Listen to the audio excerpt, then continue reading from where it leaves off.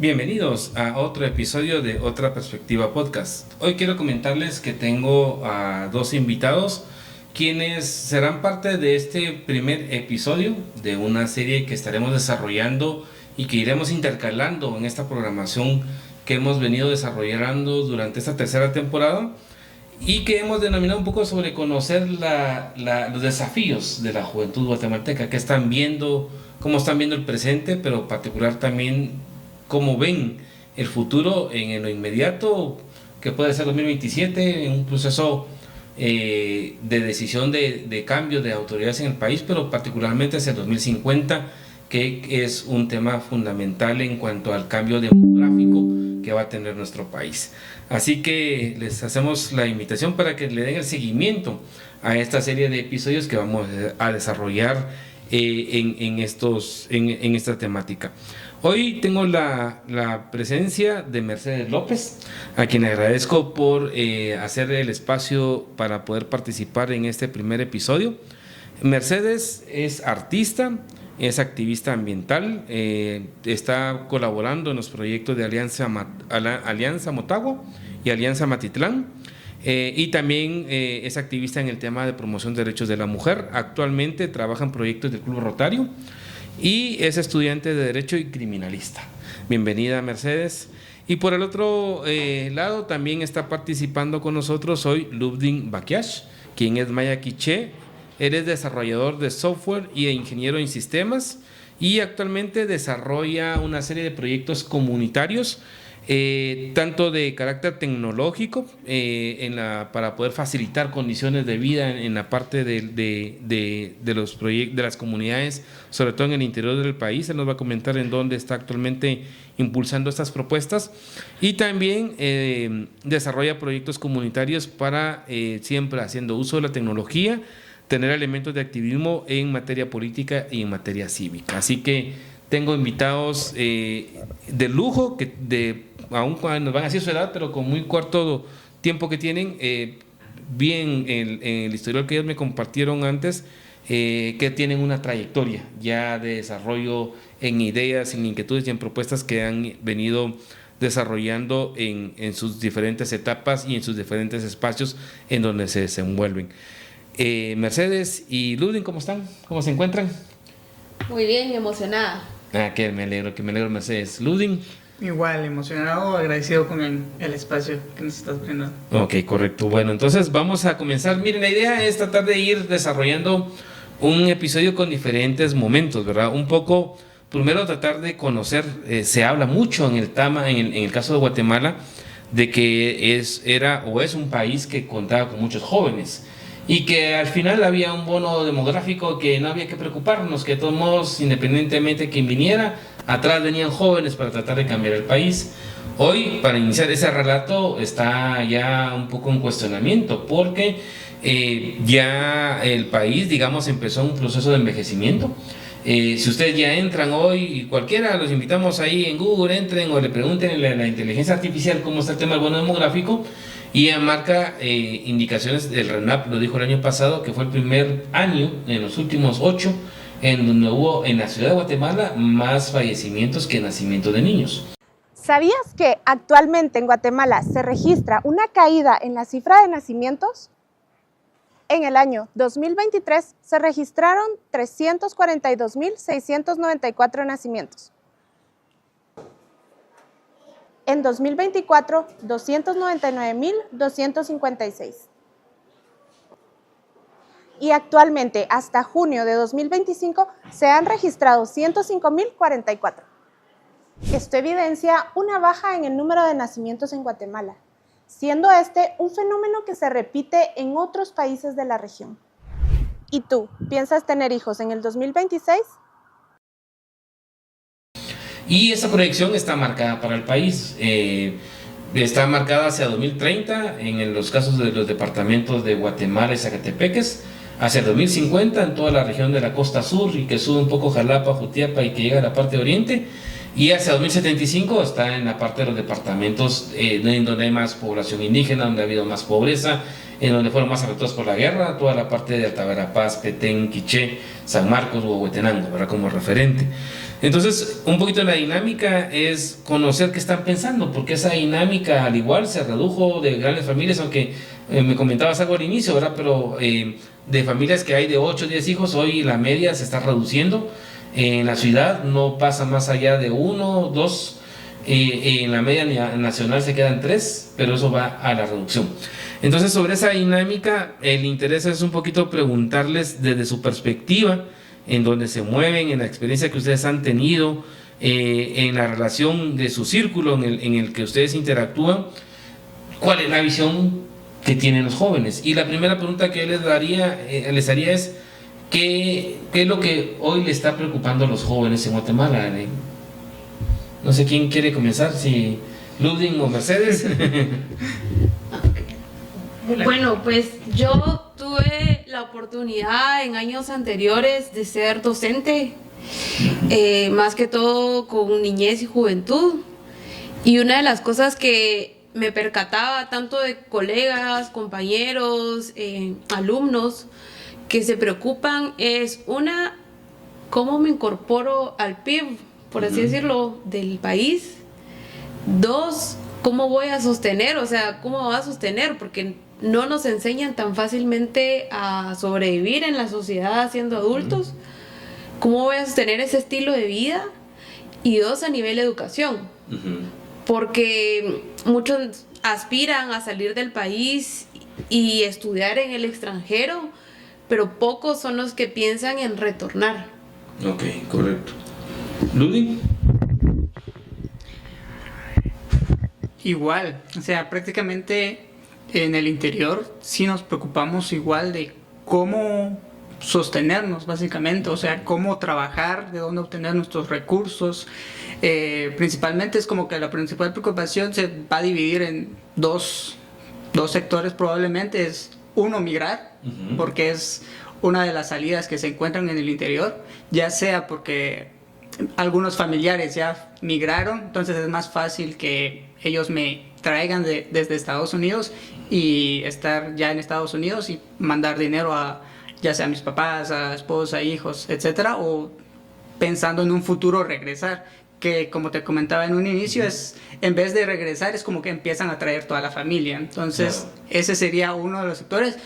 Y luego el sector que se queda, digamos, nos preocupamos en empezar a trabajar lo antes posible. O sea, se encuentran niños jóvenes de 12, 15 años ya trabajando, ayudando a los papás o costeando sus propios estudios desde esta temprana edad, cuando realmente su única preocupación debería de ser únicamente estudiar y formarse para ser un profesional. En eso se divide prácticamente y nos encontramos grandes grupos de jóvenes que trabajan y estudian. Básicamente eso es lo que se encuentra mucho. Nos preocupamos porque realmente tenemos que trabajar y sostener a la familia. Correcto.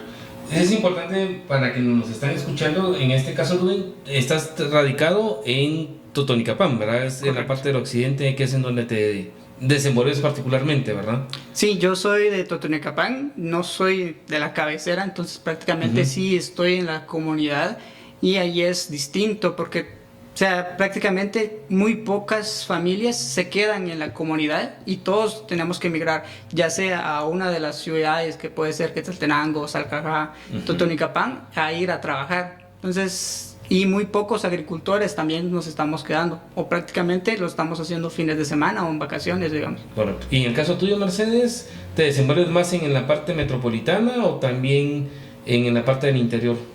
Sí, yo prácticamente soy capitalina, o sea, toda la vida me he desarrollado en la capital. Ah, ok, correcto.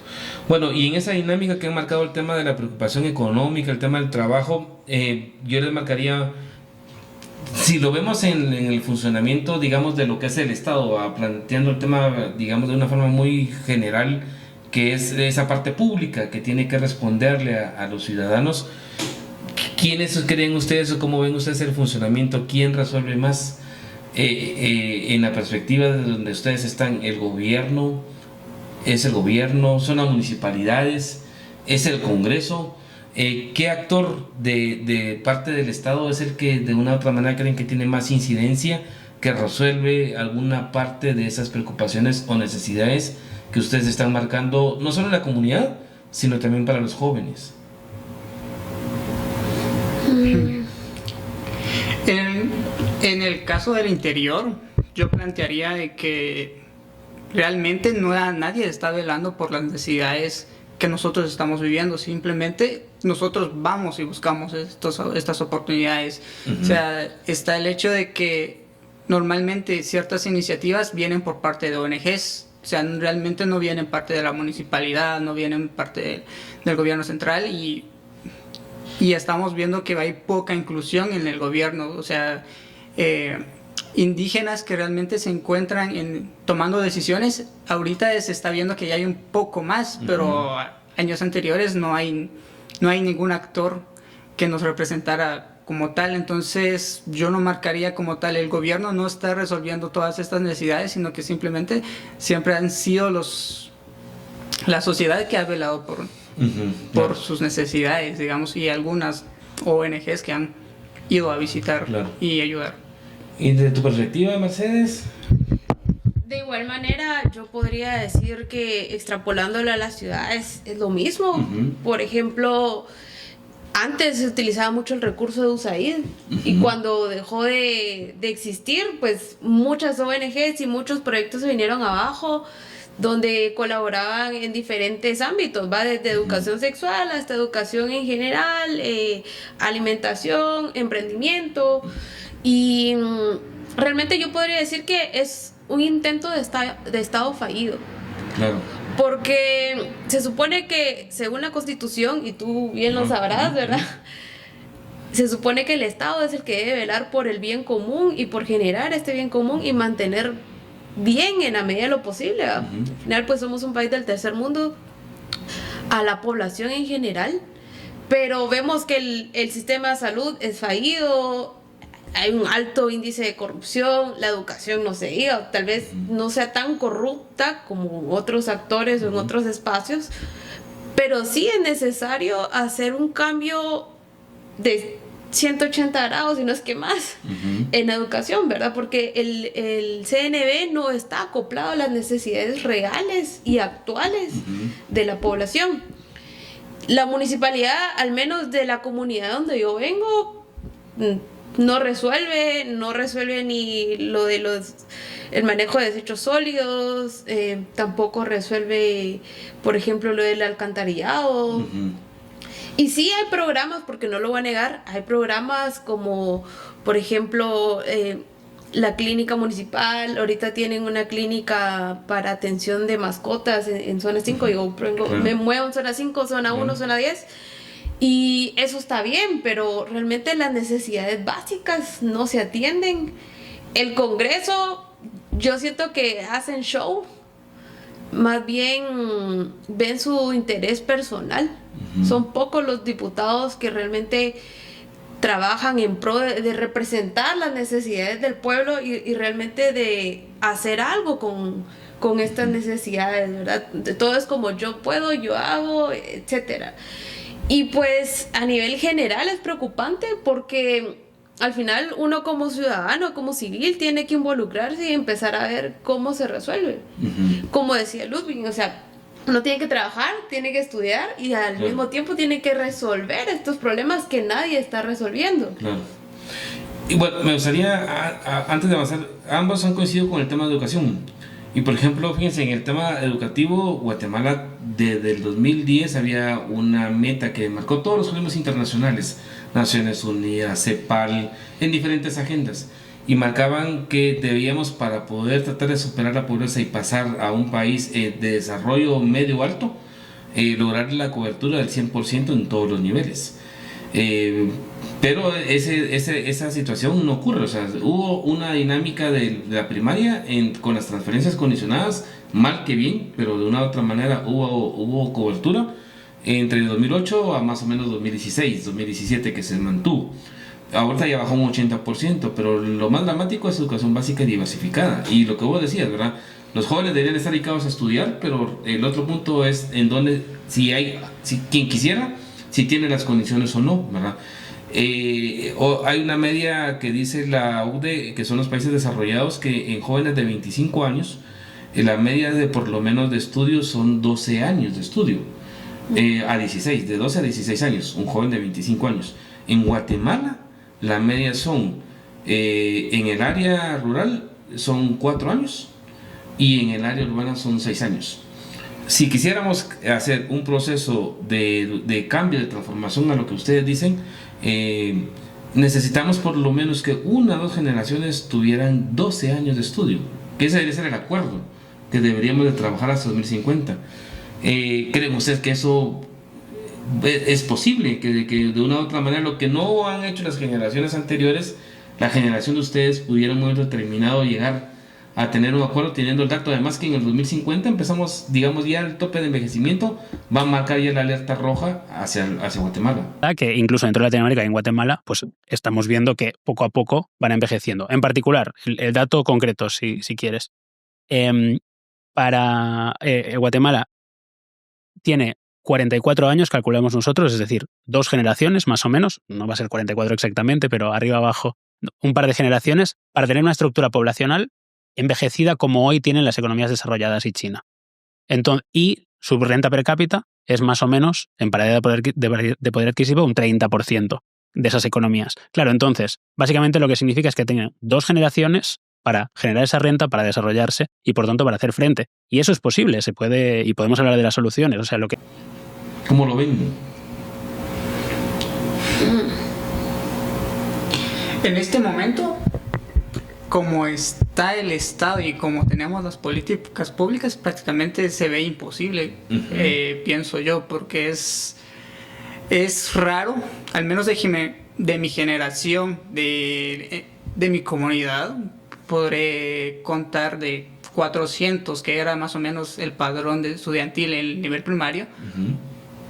Probablemente unos 20, 30 ya estemos en el rango de terminar la universidad, y eso es...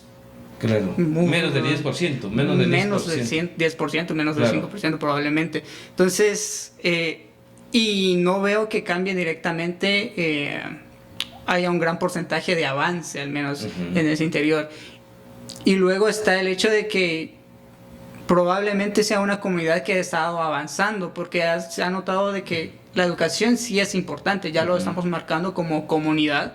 Sin embargo, otras comunidades no hay esa visión de que realmente vale la pena. Conozco maestras que son parte de mi familia que me cuentan, es como uno les dice a los papás, miren, pero su hijo no está haciendo nada, viene a la escuela prácticamente a molestar, no hace las tareas y todo eso, y es como, ¿y por qué no lo regaña? ¿Por qué no le dice que es importante estudiar? No, si al final él se va a terminar yendo a Estados Unidos.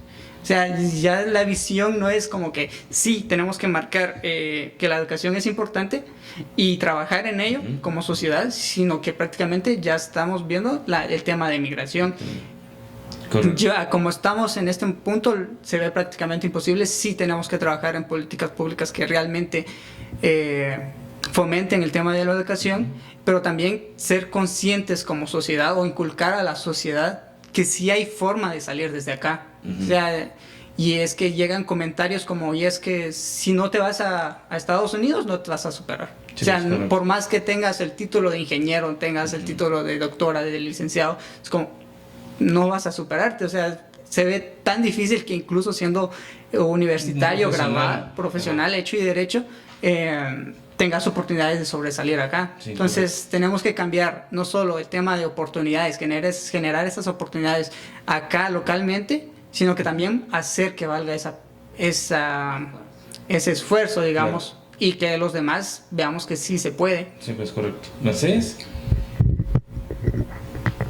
Sí, justamente esto que decís me resuena bastante, que es la conocida fuga de cerebro. O sea, hay gente que ha llegado incluso a tener doctorados en el extranjero y todo, y cuando vienen a Guatemala se topan con que está sobrecalificado y mejor se terminan regresando otra vez.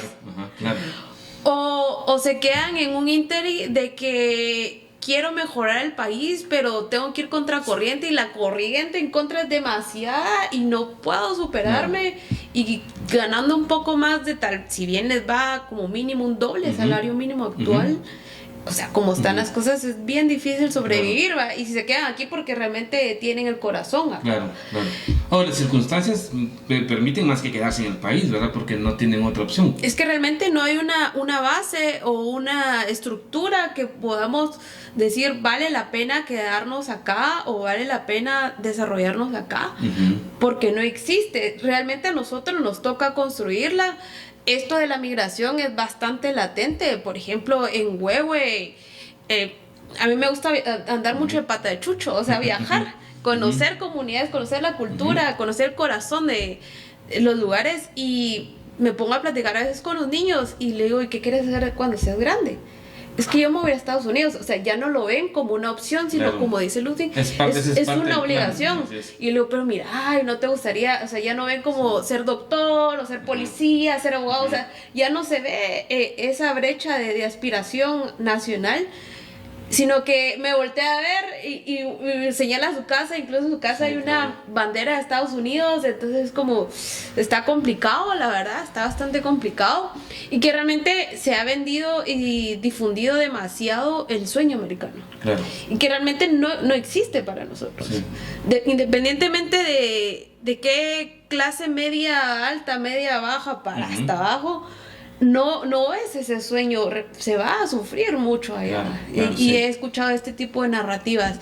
Y en cuestión de educación, en general, sí, depende mucho de la condición socioeconómica.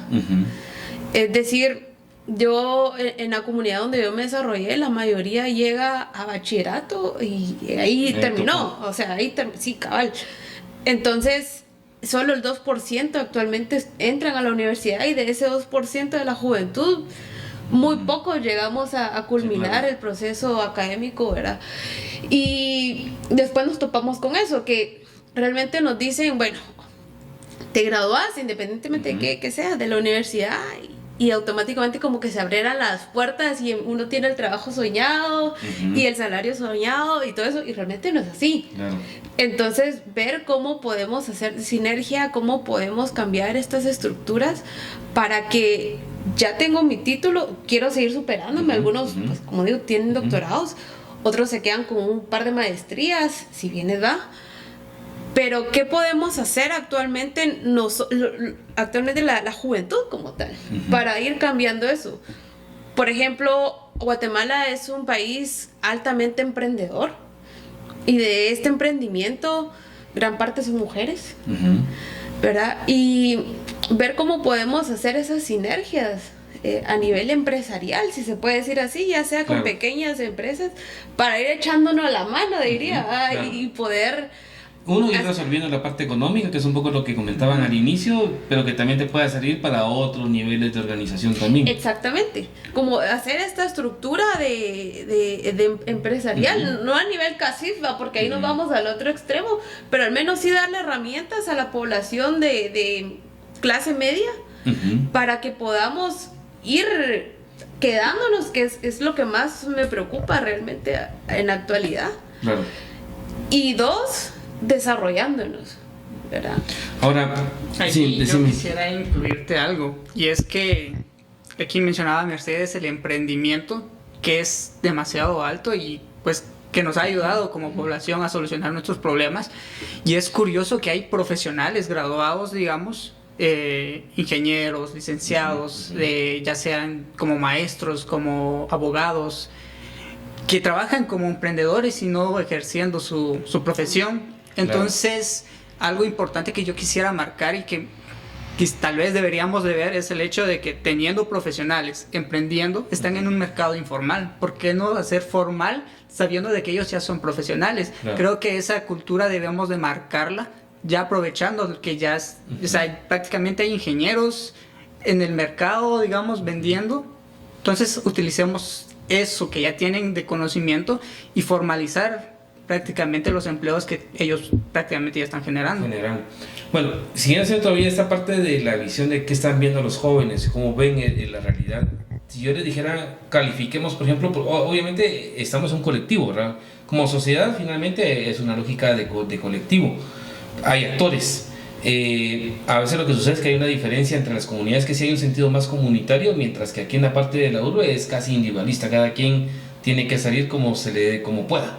Pero en la sociedad tenemos actores, están los políticos, están los empresarios, tú lo hablabas con el tema del CACIF, está también la academia, está la parte religiosa. Si yo les dijera califiquemos de 1 a 10 esos actores que de una u otra manera son los que tienen alguna incidencia hacia dónde va el país, digamos, ¿qué calificación le darían ustedes a los políticos? ¿Qué calificación le darían a los empresarios? ¿Qué calificación le darían a la academia? Porque, digamos, academia planteando un poco el tema de quienes forman, ¿verdad? Más que el tema de los profesionales o las ONGs, por ejemplo, ¿verdad? Porque un tema que yo no tenía aquí, que ustedes lo están marcando, es el rol que sí tienen un poco en las comunidades, las ONGs. ¿Cómo ustedes le darían esa calificación a estos actores sociales del país? Nos puse a pensar. Sí, sí. ¿Calificación verbal o numérica? Numérica. Ah, va. Que aportan al país o podría ser de igual manera, en particular el tema de la visión, porque al final de cuentas son actores que de una u otra manera son los que están marcando también un poco el tema del rumbo, sí, de dónde va, cómo va el país, ¿verdad? Yo me atrevería a decir que en cuanto al tema de políticos, podría ser un 4 sobre 10, podríamos decir, porque al ser yo de una comunidad lejana, o sea, no vemos incidencia del gobierno, digamos. Claro. No tenemos un centro de salud, lo más que tenemos es como que un centro de convergencia.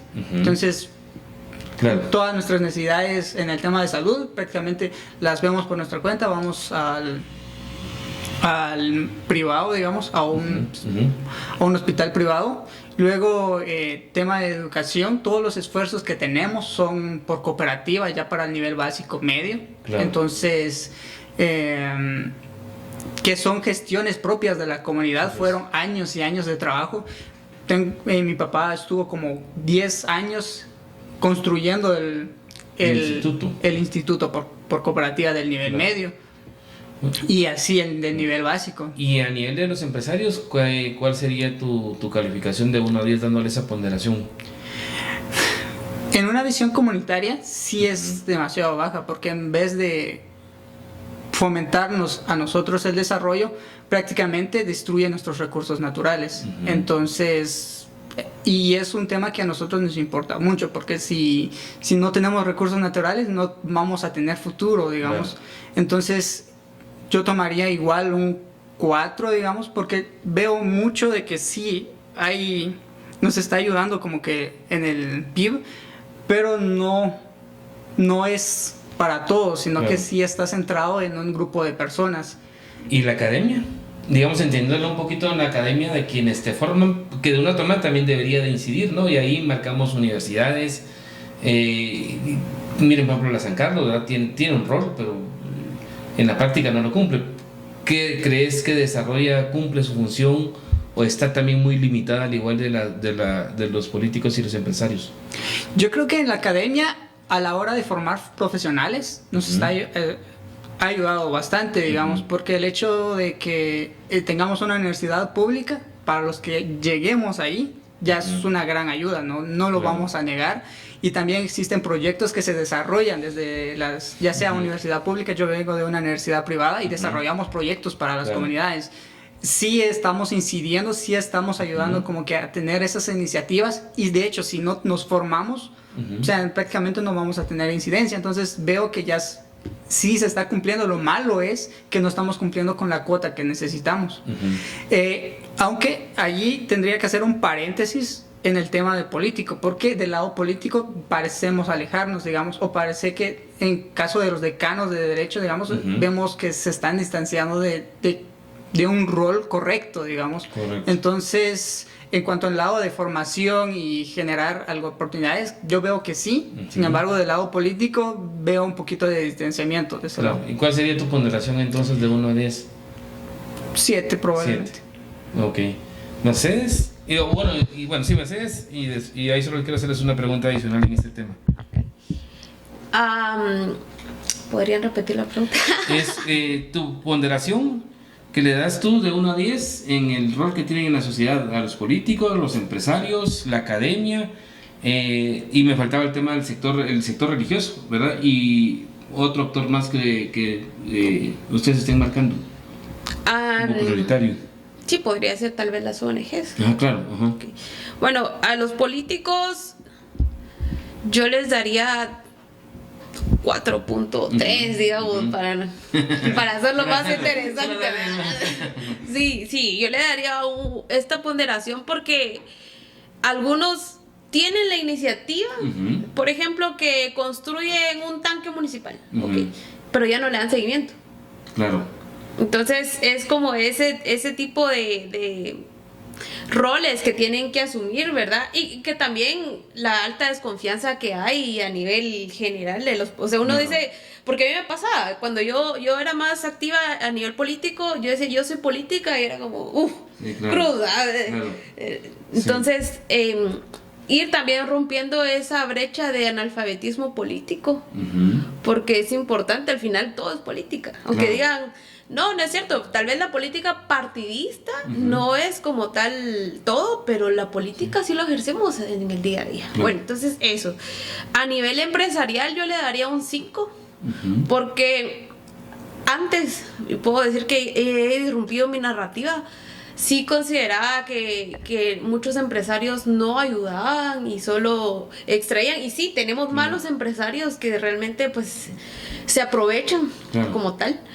Pero también en este camino de la vida, diría, he conocido empresarios que se están esforzando por hacer de esto un mejor país y generar el bien común. Sin embargo, se traban a la hora de hacer los procesos gubernamentales, porque entonces viene el gobierno y es como, no puedes hacer esto. Claro. Y pues entonces ahí el gobierno es como, a veces ayuda y a veces no ayuda, ¿verdad? Claro. A nivel religioso creo que sí hay una brecha súper marcada. Por ejemplo, por mi casa ahorita ya abrieron 2 iglesias evangélicas más, aunque sean una célula o un núcleo. Y sí podemos verlo, por ejemplo, en Semana Santa a nivel católico romano, como esto realmente es como, para muchas personas es como su... Más allá de su fe, es su salvación. Claro. Porque en esta disruptiva de que uno tiene que sobrevivir el día a día y demás, solo queda eso. Me he topado mucho con esa narrativa, solo queda que Dios me va a salvar, ¿verdad? Entonces, tiene bastante peso. Yo he visto que hay gente que sigue al pie de la letra lo que le dice el pastor, lo que le dice el sacerdote. Tal vez sea bueno, tal vez sea malo. Realmente, pues yo no puedo inferir en eso porque desconozco. A nivel académico sí se está haciendo bastante, o sea, creo que sin la academia, como tú decías, de docentes y demás, sí se sigue como disrumpiendo estas narrativas, sí se sigue fomentando la formación, pero que también falta este apoyo. O sea, si tuviéramos, que era lo que vengo diciendo desde antes, ¿no? Si tuviéramos esta sinergia realmente entre todos los colaboradores y actores a nivel general, habría un cambio significativo. Entonces sí, yo conozco docentes que realmente, diría el meme, se la rifan realmente dando clases, pero no pueden incidir más allá porque no hay estructura. Y muchas veces también como coordinación o como universidad les dicen, mira, ya estás como que haciendo mucho, ¿verdad? Y que también este tipo de corrupción se ha adentrado, como decía Ludwig, en los decanos. Las autoridades académicas, básicamente, que es donde hay cuestionamientos. Ya hay cuestionamientos, ya se perdió la confianza, ya hay esta disruptiva, ya, o sea, ya se un quiebre ahí, ¿verdad? Entonces, al final no queda de otra, o sea, para los jóvenes no queda de otra, o sea, o estudias y te vas superando de a poquitos, o ¿qué queda, verdad?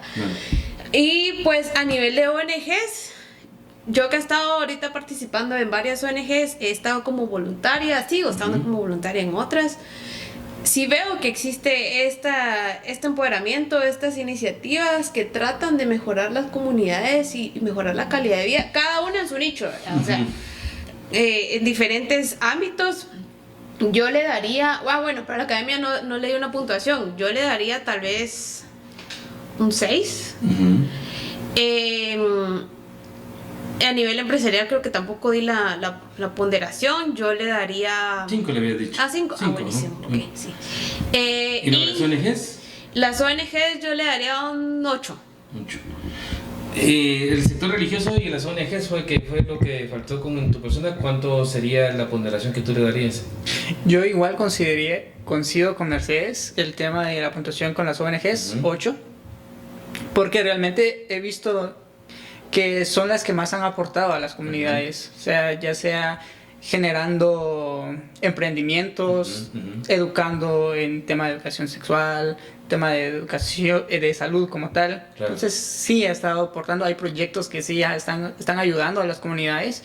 Tema religioso, no me atrevería como que a puntuarlo porque sí he visto que da una esperanza de vida, como lo decía Mercedes, pero sin embargo ese impacto al final depende realmente de la persona y de cómo lo toma. Entonces, no tiene un impacto más colectivo, sino que es más individual.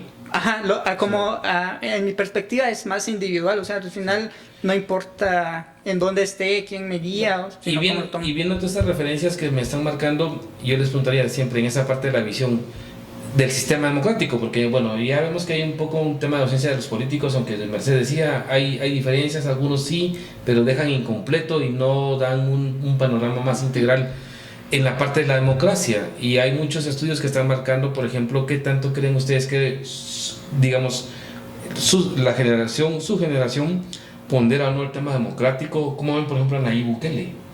¿Verdad? ¿Lo ven como un modelo? ¿No lo ven como un modelo? Porque eso también tiene implicaciones. ¿Cómo lo ven? Creo que es un tema controversial. Al menos he visto que hay gran parte de la juventud que tiene una aprobación, o sea, aprueba el sistema de Nayib Bukele. Sin embargo, también los que hemos participado, digamos, en procesos de formación política o ciudadana, también lo vemos como un tema preocupante porque no nos gustaría tener un sistema autoritario, digamos. Porque quiera que no, puede que en algún momento se vuelva una dictadura. Entonces eso ya complica la democracia, y más cuando El Salvador no tiene un sistema tan diversificado, digamos, como Guatemala, porque Guatemala sí tiene una población indígena demasiado alta. Entonces realmente no es comparable El Salvador con Guatemala porque tenemos diferencias notables.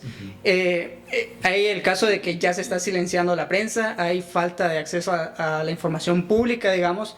Todos esos temas de mi lado son muy preocupantes porque es como ya veríamos que muchos pueblos indígenas ya no alzarían la voz o se silencia, claro, como ya está ocurriendo actualmente. Entonces no me parece ser un modelo para Guatemala. Obviamente sí hay cosas que podríamos tomar, el tema de seguridad, el tema de educación, porque ha hecho correctamente la inversión. Sin embargo, la forma en que lo está ejecutando Bukele como tal no es como tal una democracia, y creo que en un país tan diversificado como el nuestro no funcionaría ese autoritarismo, digamos. Claro. ¿Mercedes? Coincido totalmente. Para empezar, este país es muy rico a nivel cultural y a nivel étnico. O sea, tenemos tanto que muchos, por fanatismo, dicen que el bukelismo sería la salvación. Y de hecho, a nivel político, si nos damos cuenta en la polarización actual, sí, a mí me da un poco de miedo, la verdad, que lleguemos a ese punto. Y que para eso vamos, o sea, la juventud que se está volviendo bastante conservadora y sin saber por qué muchas veces, ¿no? O sea, solo siguen las tendencias de TikTok, o sea, solo siguen las tendencias y hay mucha desinformación también. Entonces tienen ese fanatismo hacia Bukele. No puedo negar que ha hecho algunas cosas bien, pero en este sistema sí sería algo más integral, algo equitativo, donde se respeten y se incluyan las visiones de todos nuestros pueblos. Porque por muchos años se han ignorado, se han silenciado, y no puede ser que sigamos en un sistema democrático, que tal vez Guatemala realmente no estaba preparada para un sistema democrático como tal, y hoy en día se supone que existe una democracia, pero si lo ponemos a ver bien desde el concepto democrático, no existe al 100%, al 100%. Sí. Entonces, yo no lo veo viable. Realmente sería como que volver a retroceder, hacer un paso retrógrado en nuestra sociedad. Y porque también tenemos una brecha bastante amplia. O sea, tenemos, por ejemplo, en la Universidad del Valle, brazos robóticos que nos permiten soñar, o que quieren lanzar otro satélite, ¿va? Ajá. O sea, y tenemos también en comunidades donde, no quiero que suene mal, pero prácticamente viven en la época medieval. Claro. Entonces, hay hambre, no tienen, y estando en sobrevivencia, que te marcan los contrastes como país, ¿verdad? Exactamente. Y que entonces un buquelismo aquí en Guatemala sería empoderar a un actor. Sería a nivel individual y no colectivo. Y necesitamos algo más integral. Y pasando ya, digamos, por el tema del tiempo, que vayamos avanzando, hoy para los jóvenes, ¿qué es importante? En esta dinámica siempre de este ejercicio social, económico, político. Y yo le daría en una sola pregunta 4 aspectos. ¿Qué tan importante es o no, por ejemplo, la parte ideológica? Porque eso tiene que ver mucho a lo que estamos hablando con Bukele, ¿verdad? Una lógica de autoritarismo, pero también hay proyectos que son proyectos de equipo y no de personas. Entonces, 1, ¿qué tanto importa no la ideología? 2, ¿qué tanto importan los jóvenes, por ejemplo, el tema que también está vinculado a la parte de las narrativas? El tema de la diversidad sexual o no, ¿verdad? En cuanto al tema de si eso es hoy no un tabú o no un avance en la parte de la generación de ustedes como jóvenes. El otro elemento es qué tanto importa el hecho de reducir el tema de la pobreza y la desnutrición, porque es un factor que de una u otra manera también mina la parte social o el avance, y la corrupción. Ideología, el tema de la diversidad sexual, el tema de pobreza y el tema de la corrupción. ¿Importa o no importa? ¿Lo ven como necesario o simplemente es algo que no interesa? Creo que, dado los problemas que vivimos como sociedad y como jóvenes, no nos da tiempo a pensar realmente en todos estos 4 aspectos, digamos. Es como, queremos una solución más que pensar realmente en mi ideología. O sea, la ideología como tal es muy poco probable que todos los jóvenes la tengan. Algunos que han tenido la participación en programas de formación, digamos, sí la tienen, pero de ahí el resto, su preocupación es sobrevivir, digamos. Claro. Velar por el tema de qué voy a comer, claro, qué voy a trabajar el día siguiente, si tengo trabajo o no, vivo del día al día.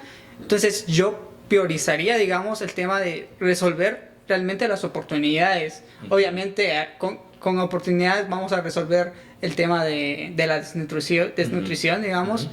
También el tema de la corrupción creo que sí preocupa a ciertos sectores, digamos, a los sectores que profesionales o que hemos indagado más en la situación del país.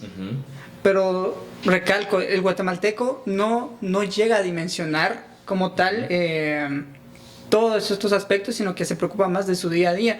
O sea, no le da tiempo ni de pensar esto. Es como en la ciudad me comentas que es como uno se levanta, trabaja, regresa a la casa, duerme, y en qué momento me pongo a pensar sobre estos aspectos. No digo que no sean importantes, porque definitivamente lo son, pero en la sociedad guatemalteca no le da tiempo a pensar. Sí somos un país más conservador, por como yo lo veo, pero también he visto que está esa apertura en todo el tema de la parte de identidad sexual y otro tipo de reconocimientos.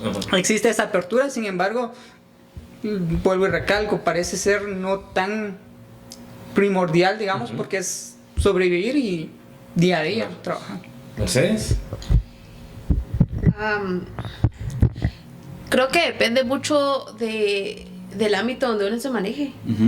Porque al menos el nivel, o sea, el tema de corrupción en los ambientes donde yo me manejo sí preocupa bastante. Claro. Porque esto puede poner trabas a todo prácticamente, ¿verdad?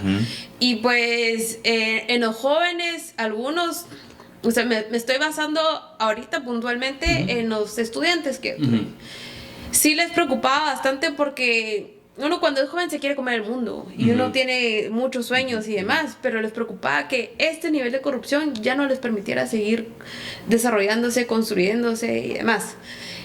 A nivel general, como dice Ludwig, también, o sea, es preocupante porque tenemos muchas ciudades dormitorio. No nos estamos dando cuenta de esto, no estamos desarrollando la infraestructura a nivel general para que, por ejemplo, el tráfico, que nos quita mucho tiempo de vida, desgraciadamente, y que si se hiciera una reestructuración a nivel ciudades, entonces esto nos ayudaría a mejorar eso y generar la infraestructura para que estas ciudades fueran adecuadas para ser ciudades dormitorio, ¿verdad? Más allá de desarrollar otras cosas, por ejemplo, San Cristóbal podría decirse que es una ciudad dormitorio, que la gente literalmente solo llega, convive un ratito, si bien les va con su familia o a dormir y otra vez a trabajar y así sucesivamente. Entonces sí preocupa bastante el tema de corrupción. El tema de diversidad sexual también depende mucho de los ambientes. Sí, porque a nivel nacional es bastante rechazado, es como lo toleramos, sigue siendo un tabú, pero no lo abordamos del todo, ¿verdad? En ciertas microcomunidades sí, o sea, yo tengo amigos que son parte de la comunidad LGTBQ y les preocupa, y ahí sí que cada uno desde su trinchera está demandando sus derechos, ¿verdad? Creo que son seres de derechos y obligaciones que tienen que respetarse. Ahí sí que cada quien pues decide de su cuerpo lo que quiera hacer, diría. Y es importante también darles como que estas oportunidades para que ellos también se puedan desarrollar como seres de derechos. Después, ¿qué era? En la parte relacionada al tema de los indicadores, ¿verdad? Que la parte de la pobreza, bueno, los referentes. Sí, ya, a nivel pobreza, desgraciadamente la brecha se está abriendo aún más. O sea, se está extendiendo también la clase media, y nosotros como clase media podemos decir que disfrutamos de ciertos derechos, pero casi nadie, si lo vemos como un edificio, casi nadie ve el sótano. Y es como, estoy todo el tiempo sobreviviendo para mí mismo, que no me puedo preocupar por el bienestar de los demás. Entonces, sí, cada vez somos un país más pobre, desgraciadamente, y tenemos que ir viendo cómo se va eliminando eso, ¿verdad? Porque a mí realmente me entristece mucho y me conmueve mucho, y a veces me pongo a pensar cómo puedo ayudar a estas personas, porque lo veo en diferentes ámbitos. ¿Qué hubiera pasado con ese niño que era repilas de un barrio marginal jugando fútbol si se les hubiera dado la oportunidad? ¿Qué sería él ahora? ¿Verdad? ¿Qué sería él ahora? Sí. ¿O qué pasaría con esta señora que se dedicó tanto a criar a sus hijos si se le hubiera dado la oportunidad de educarse? Tal vez no de llegar a ser magíster, ¿verdad? Pero al menos sí un nivel educativo mayor. ¿Qué hubiera pasado con ella? ¿Será que se hubiera quedado viviendo como ama de casa o hubiera cambiado? Exacto. Entonces siempre me preocupa eso. Y a nivel de nutrición, es algo que se tiene que trabajar mucho, porque se ve muy, muy notablemente el desarrollo tanto socioeconómico como educativo en las comunidades, en el corredor seco, y a nivel general, porque incluso siendo como clase media, hay un nivel de desnutrición también. ¿Por qué? Porque consumen mucha comida rápida y no se están alimentando. Es la diferencia un poco entre la parte de la ciudad, ¿verdad? Aquí no ves desnutrición, pero ves el tema del sobrepeso.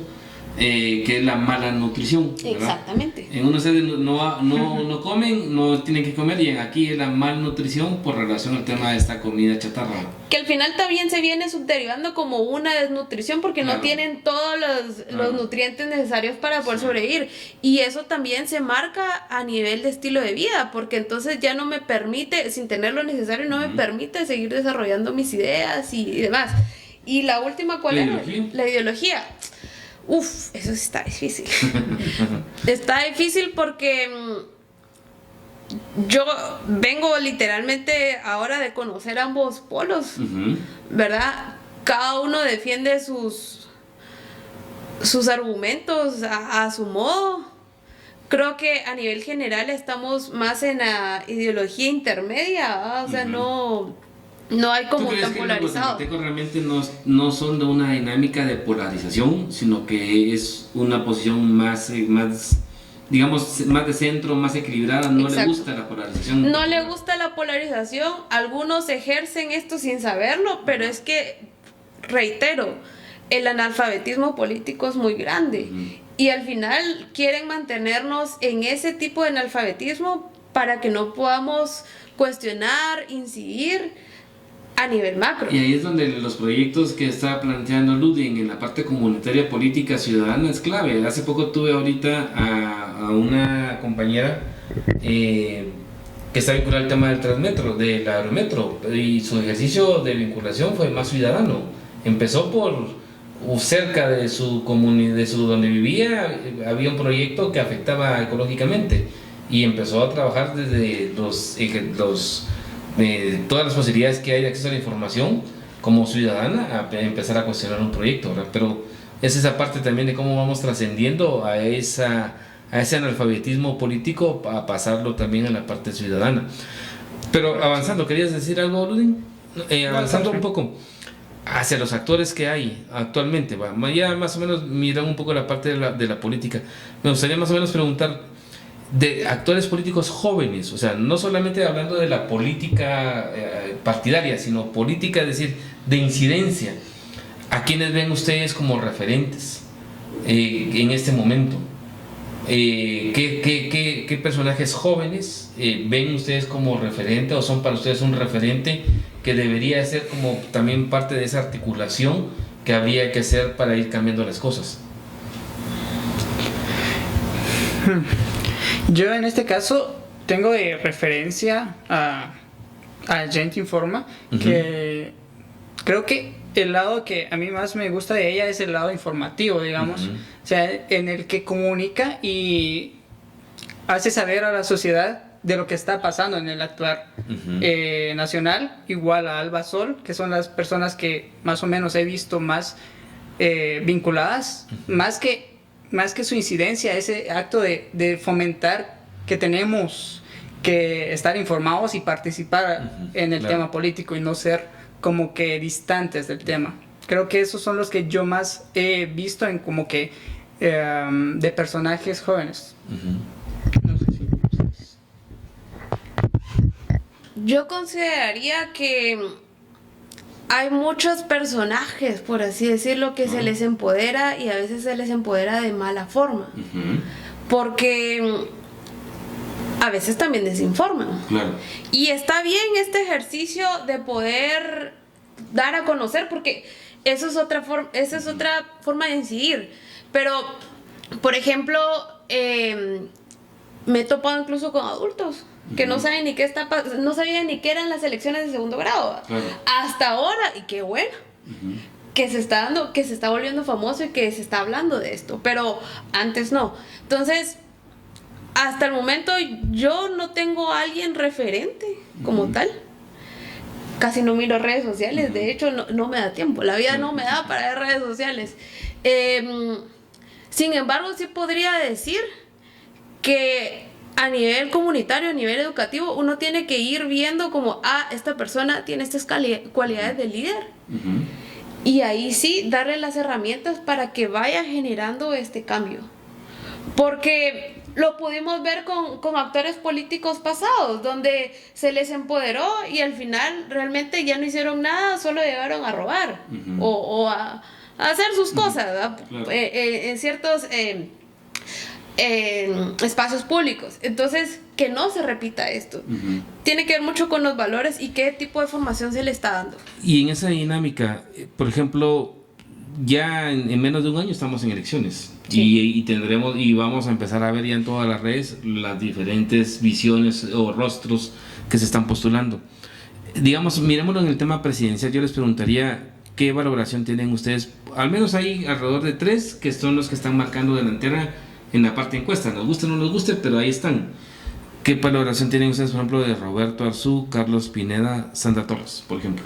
Solo antes de abordar esa pregunta, quería terminar con lo de los jóvenes, que también nos topamos mucho con el adultocentrismo. Claro. Y que entonces ya no nos permiten desarrollarnos. A mí, incluso en un espacio, me lo dijeron varias veces, como, eso es una huira. Sí, ¿Qué me claro. vas a decir vos, amiga? Claro. Entonces es como ir haciendo esas alianzas, como, mire señora, porque fue una señora, mire señora, no le quiero quitar su espacio. En vez de pensar eso, deberíamos de pensar cómo podemos hacer puentes para que usted de su experiencia me enseñe y nosotros, ¿verdad? Con la tecnología, además, porque le costaba casualmente Claro. la tecnología, les enseñamos y podemos hacer alianzas para que se generen otras cosas más chileras. Claro. Y pues con la pregunta de Roberto Arzú y lo demás, en ciertas comunidades, por ejemplo, a nivel capitalino, resuena bastante Pineda. Sandra, pues es el clásico de todo. Claro. Y es parte como de la cultura, sí, de la sí, cultura, ¿no? literal, siempre sabemos que se va a una segunda vuelta. Y así que, pues, ¿qué se puede hacer? La señora está ahí. Claro. Lo único que podemos hacer es informar y desarrollar este pensamiento crítico político en las personas para que Claro. sepan por quién votar, va. Roberto Arzú, la verdad es que me impresionó bastante que fuera con Cabal. Pensé que iba a seguir con su partido con el que estaba realmente. Y pues muchos apuntan a que Pineda va a ser el próximo presidente, ¿va? Pero ahí sí tendría que ver por esto de la ideología. Claro. Porque él refuerza esta idea de necesidad que tiene la gente, ¿verdad? Y que él va a ser como que el proveedor. Aunque Claro. a mí, a nivel personal, te puedo decir que sí me preocupa si alguien como él llega a quedar. Claro. Luli. Creo que de los 3 que mencionaste, hablaré de forma personal, digamos. No veo como que un proyecto de país en cada uno de ellos. O sea, prácticamente desde la perspectiva de ellos siempre ha sido como que populista, digamos, cada uno con sus diferencias, digamos. Y de hecho, en algunos casos, tomando un sistema Bukele. Entonces, o tomando referencia a Bukele. Claro. Entonces, desde ese punto de partida, no lo veo como un proyecto de país, no los veo que sean la solución para nuestro país. Me gustaría ver todavía quiénes más van a ser los postulantes y a ver si no se repite lo de las elecciones pasadas, que alguien se haga de la nada. Claro, o de igual manera, para completar la pregunta, pero en esa previa, que ojalá que no nos pase que el Tribunal Supremo Electoral empiece también a descalificar, porque ese también es un riesgo que tenemos, ¿no? En la lógica de cómo se conformó el tribunal, y que yo esperaría que efectivamente ese tribunal no cometa el error de sus antecesores en limitarle la posibilidad de participación cualquiera, y que sea el pueblo el que decida, independientemente si el pueblo se equivoca, pero que sea el pueblo el que decida. Pero entonces, para completar la pregunta en esto de la visión de estos actores que están, yo les haría la siguiente: ¿qué actores que no están, pero desde su perspectiva a ustedes les gustaría que participen en política? Porque finalmente el tema está que al final de cuentas en la calificación obviamente sale muy baja, pero finalmente las decisiones, si queremos tener posibilidad de que no hayan personas que migren, que mantengamos un sistema educativo fuerte, que garanticemos que todos lleguen a estudiar, ¿verdad? Que no solo sean los que puedan, que hayan posibilidades de apoyo a los emprendedores. o reconocimiento de derechos en general a todos los diferentes sectores y colectivos que hay en la sociedad. Esas decisiones se toman en el Congreso de la República, se toman en el Palacio Nacional o se toman en las municipalidades y en las cortes. Entonces, ¿qué actores de una u otra manera desde su perspectiva no están, pero que a ustedes les gustaría que estén, que de una u otra manera sean una opción distinta a esas tres tradicionales que ya hemos mencionado?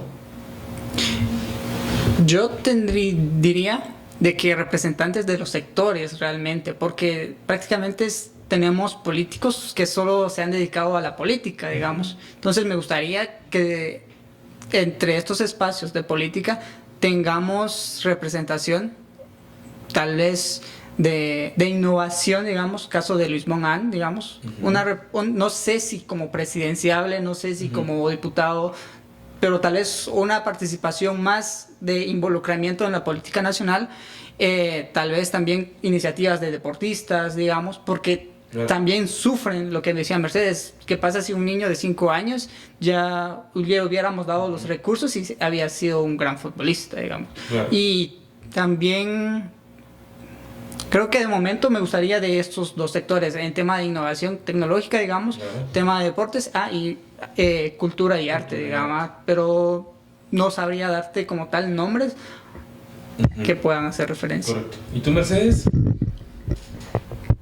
Sí, de igual manera yo no podría dar un nombre concreto, pero coincido mucho con tu idea. De hecho, es algo que yo impulso bastante. Para empezar, la participación de las mujeres en la política, porque es bien difícil, de verdad que ser política es bien difícil, y ser política joven es el triple difícil, no se diga ser indígena, política y mujer, o sea, tenés 10 veces más trancas que saltar, diría, para poder participar. Me encantaría que las mujeres realmente se involucren en estos procesos políticos, tanto a nivel partidario como política general, creación de políticas públicas y demás. La ciudadanía como tal, porque ¿quién mejor para conocer nuestras necesidades que los ciudadanos como tal, ¿verdad? Siempre tenemos como que estos mismos actores desde hace muchos años, ¿verdad? Y que al final uno está cansado de este tipo de política que se ha estado haciendo desde hace mucho. Creo que la diversidad enriquece. A mí me encantaría, por ejemplo, ver una diputada Ixi, o una diputada o un diputado garífuna.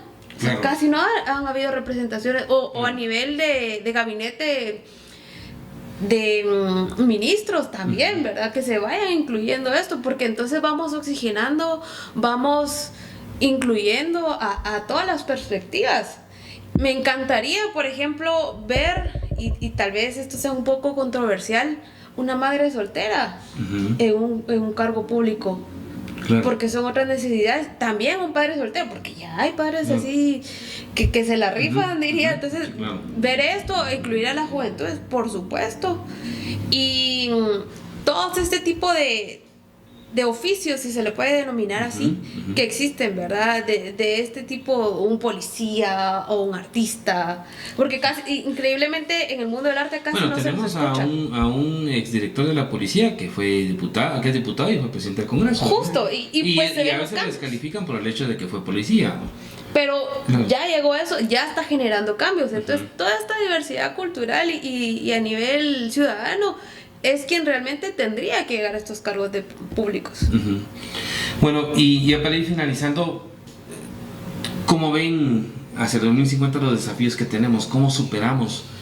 Digamos, en el ejercicio, se han marcado, es necesario que haya un fortalecimiento ciudadano y democrático.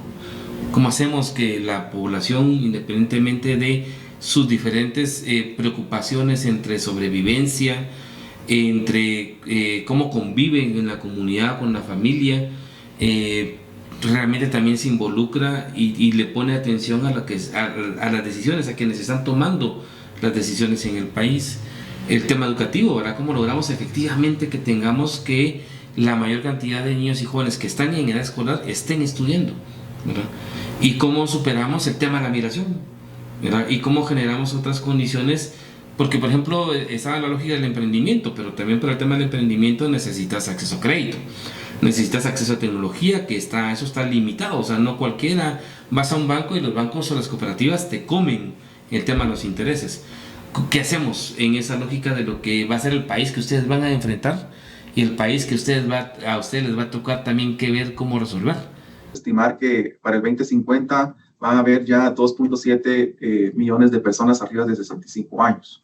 Vean ustedes para el 2050 cómo se reduce la población más joven, menor de 14 años, y la población joven y adulta también tendrá un peso mayor en relación a estos extremos de la distribución por edad de la población. ¿Cómo lo ven? Realmente a mí me preocupa algo y por eso es que me metí en ese rollo, diría, que es el medio ambiente. A mí me preocupa que para estas fechas ya no hay agua. Claro. Que es algo, o sea, muy puntual. Sí, claro. Que no podemos estar sin agua, o sea, ni los animales, ni las plantas, y por ende nosotros los humanos no podemos estar sin agua. Claro. Entonces, sí consideraría que, y ojalá que para ese entonces ya haya una ley de aguas, que se viene jalando, acarreando desde hace rato, si no hay forma de concretarla. Una ley de desechos sólidos o de manejo de residuos sólidos, creo que también es importante. Considero que este tipo de incidencia, más allá de vivir en un lugar más digno, más limpio, nos ayudaría mucho a mejorar la calidad de vida y a tener una economía circular, ¿verdad? De desarrollar proyectos en economía azul, economía verde también, que es súper importante. A nivel educativo, ¿y cómo podemos sondear esto? A mí me entristeció mucho un caso de un niño que conocí allá en Semuc Champey, donde él tenía 10 años, era un excelente guía turístico, y yo le digo, ¿y dónde estudias? Y me dijo, fíjate que no estudio. ¿Por qué? Porque la escuela está aquí como a 10 kilómetros, me dijo, y me cuesta mucho caminar hasta allá, y es una pérdida de tiempo. Entonces, ¿cómo llegamos a estas comunidades? Creo que se podría ir viendo un tipo de sistema de innovación, como llevar pantallas o generar una metodología, llevar pantallas y que en lo que están ahí en el parque, por ejemplo, que estén viendo un programa de 5 minutos de cómo emprender mejor o cómo, o sea, cosas así, que sean más accesibles a la población. No estaría de más construir más escuelas, que dirían, sí, pero ¿dónde conseguir los maestros y demás? O sea, haciendo bien los proyectos, créame que sí se puede, porque lo he visto a través de Rotarios, o sea, se puede hacer. ¿Qué más? Bueno, y lo del emprendimiento, hay algunos bancos donde sí se les está facilitando estos microcréditos a los empresarios, pero también es súper importante hacer énfasis en que se le tiene que enseñar a la población en general, cosa que yo estoy aprendiendo ahora, que no se me había enseñado en la universidad, ni en mi familia, ni nada, sobre el tema de finanzas. Para empezar, finanzas personales, ¿cómo las manejo? Segundo, finanzas empresariales. Después, ya cuando tengo cierto flujo de dinero, ¿cómo lo voy a invertir? ¿Lo voy a invertir en la bolsa de valores? ¿Lo voy a invertir en acciones? O sea, ¿qué hago con ese...? O lo voy a donar para mejorar las condiciones de otras personas, etcétera. Entonces, eso también es importante, incluirlo, difundirlo, darlo a conocer. Yo lo que hago, por ejemplo, hoy en día, o sea, acciones concretas me gusta abordar eso, aunque no sea una experta, lo poco que sé, y que sé que lo sé bien, lo comparto. Por ejemplo, con el Uber. Me pongo a hablar con los Uber de cosas así, de temas ambientales, de mujeres, de economía. Y al final hago la cuenta, si es un Uber diferente cada día, en un mes tengo 30 personas que les dejé esa espinita o esa idea y pues que se les va haciendo esto. Obviamente hay que generar programas y demás, políticas públicas para el desarrollo del país. Y pues el tema de migración, realmente tendríamos que generar las estructuras hoy para que no se vayan, o sea, no existe esa fuga de cerebros. Por ejemplo, yo tuve la oportunidad de ir a estudiar música al extranjero. Al final, por diversas condiciones, decidí no irme. Y dije, bueno, quiero quedarme acá. A mí no me gustaría migrar porque no hay agua. O porque no tenemos las condiciones dignas. Entonces yo soy del pensar, o sea, es algo muy personal. Si yo no tengo las condiciones, yo voy a buscar cómo generarlas. Y buscar este tipo de personas que también piensen igual, y vamos viendo cómo generamos estas oportunidades. Ok, correcto. Ludwig. Complicado. Pero creo que voy a intentar abordar algunas perspectivas en las preguntas. Pero, digamos, creo que en la educación tenemos que tener programas efectivos principalmente, pero también hacer conscientes a las personas, jóvenes y niños también, de igual manera, de que sin educación, tanto profesional, digamos, como que en una carrera en específico, sino también como que en formación ciudadana, política, en la financiera, que lo decía Mercedes, o sea, que sea una educación integral, sin eso, sin fomentarle que eso es importante, va a ser difícil, por más que tengamos excelentes programas, pero si para las personas no son importantes, no le dan ese valor, o sea, no nos va a servir de nada. Sí, entonces, ese interés, lo que decía Mercedes, dejarles esa espinita o hacerles saber que sin eso no vamos a salir adelante como país, independientemente si yo estoy en Guatemala o en otro país, porque me voy a enfrentar a una desigualdad o me va a costar mucho más superarme. Luego, en el tema tal vez económico, laboral, y de emprendimiento, sí me gustaría programas realmente como que más efectivos, porque Guatemala es un país de mercado informal, o sea, y hay muchos emprendedores que lo hacen súper bien. O sea, tenemos, en el caso de Totonicapán, está el mercado más grande de Centroamérica. O sea, tenemos Sunil y Almolonga, que en tema de agricultura producen demasiado, pero no lo hacemos tecnificado. Entonces, tecnifiquémoslo, digamos, y entonces allí vamos a tener oportunidades y vamos a tener excelentes profesionales y vamos a poder exportar, digamos, vamos a hacer nos podemos proveer localmente de todos nuestros recursos. Claro. Y también algo que me preocupa y puede que sea por el sector en el que yo trabajo de forma remota, y muchos de mis compañeros trabajan para el extranjero. O sea, trabajamos en vez de para empresas de Guatemala de forma remota, trabajamos para empresas de otros países, Estados Unidos, ya sea Europa o ya sea alguna parte de Latinoamérica. ¿Y por qué no traer inversión de estas empresas y traerlas acá y volver a generar empleo? O simplemente desde como que de estos profesionales que ya tienen un alto nivel de profesionales en el área de tecnología, generar las propias empresas, digamos. Entonces, de allí tenemos oportunidades, tenemos los profesionales, simplemente nos falta generar esos recursos, ya sea en inversión o de emprendimiento. Creo que eso me interesaría bastante, que pudiéramos solucionarlo. No sé si se me escapan algo los otros dos. Sí, habíamos marcado el tema de la parte de educación, la parte de la ciudadanía, en la parte del ejercicio también político, ¿verdad? Que cómo hacíamos que la población también entienda y conozca un poco el asunto de quienes están tomando las decisiones y que también se involucre, ¿verdad?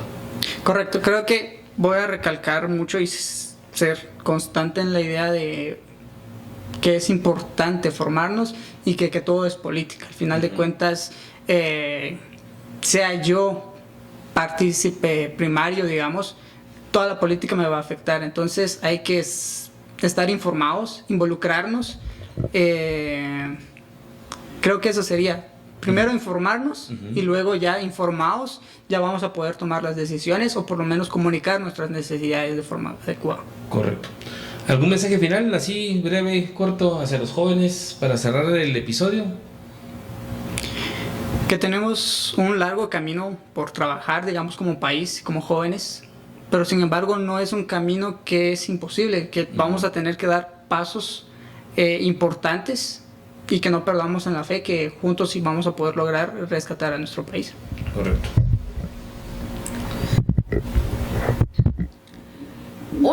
Considero que es importante mantener esa juventud, esas ganas, esas vivencias, porque como decía, cuando uno es joven uno se quiere comer el mundo y después uno se va como que afrontando con la realidad y demás.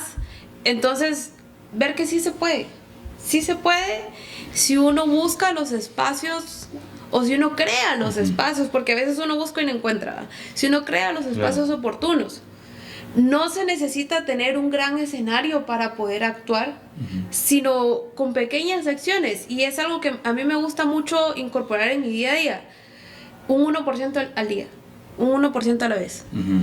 Y que también ir dando a conocer esto de boca en boca, que es algo súper importante. Por supuesto, las redes sociales hacen un gran impacto, pero siempre me pongo a pensar, ¿qué pasa con las comunidades que no tienen luz? Por ende, tampoco van a tener internet. Entonces, incorporar todo esto y en vez de pelearse porque ya, me ha pasado, en vez de pelearse con el sistema, ver cómo podemos mejorarlo. Claro. Ok, bueno, yo quiero agradecerles en este primer episodio a Luden y a Mercedes por su tiempo, por su disposición, invitarles a todos los que nos están escuchando y siguiendo que estén atentos a los siguientes episodios. La lógica es tener las diferentes visiones que hay de la juventud, y como marcábamos al inicio, es esta parte de la generación de ustedes y las que vienen, las que tendrán los desafíos que están heredando de no solo de una generación, sino de décadas, ¿verdad? Y de problemas, pero que esperemos, como lo señalaba Mercedes y lo señalaba Ludwig, no perder la esperanza. Yo creo que se pueden hacer las cosas, ¿verdad? Pero sí es importante que se involucren y con información real, ¿verdad? Sin el tema de desinformación, puedan avanzar y se pueda tener un país distinto, con oportunidades distintas. El país tiene potencial, tiene fuerza, el punto es cómo conduce esa fuerza y ese potencial que tenemos, ¿verdad? Así que atentos entonces a que nos estén escuchando los siguientes episodios de Otra Perspectiva Podcast.